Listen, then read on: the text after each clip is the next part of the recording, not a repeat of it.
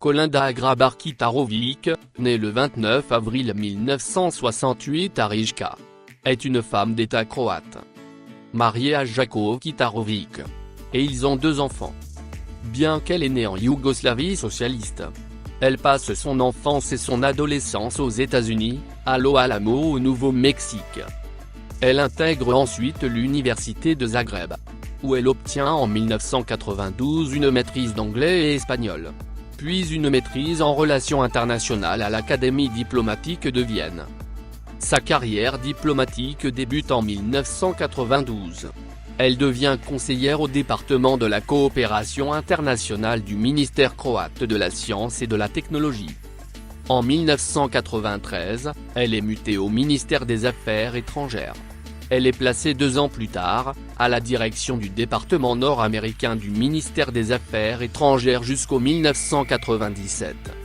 Cette année-là, elle intègre le corps diplomatique croate. Elle commence à travailler au sein de l'ambassade de Croatie au Canada en tant que conseillère diplomatique jusqu'en octobre 1998. Quand elle devient ministre conseiller, elle reste au Canada jusqu'en 2000. Elle est promue en 2001, ministre conseiller au ministère des Affaires étrangères. Après elle abandonne la diplomatie en 2003, pour se faire élire députée de la 7e circonscription à la Diète. À l'âge de 35 ans, elle est nommée au poste de ministre de l'intégration européenne dans le premier gouvernement d'Ivo Sanader.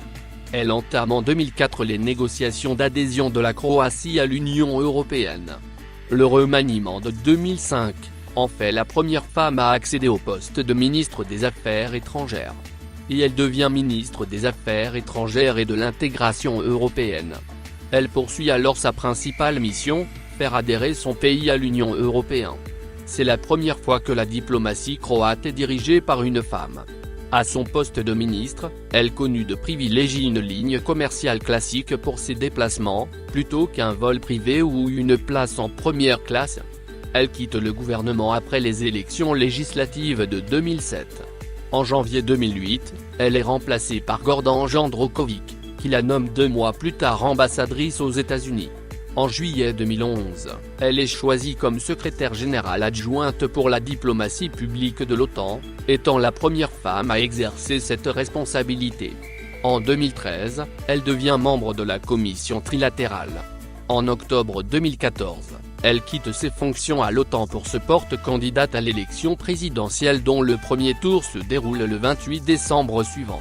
Au début de la campagne, le président sortant, Ivo Josipović, est donné réélu avec une très large avance.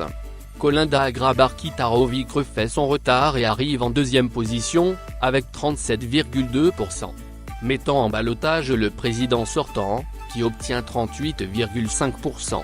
Elle l'emporte de justesse au second tour sur le chef de l'État sortant, avec une courte avance de 50,74%. En devenant la première femme élue à la présidence de la Croatie, et également la plus jeune personnalité élue à cette fonction. C'est la première fois depuis l'indépendance de la Croatie qu'un chef de l'État sortant rate sa réélection et qu'une femme est élue à ce poste au suffrage universel direct. Elle prend ses fonctions en tant que présidente de la République de Croatie depuis février 2015. En 2017, elle figure dans le classement du magazine Forbes des 40 femmes les plus puissantes du monde.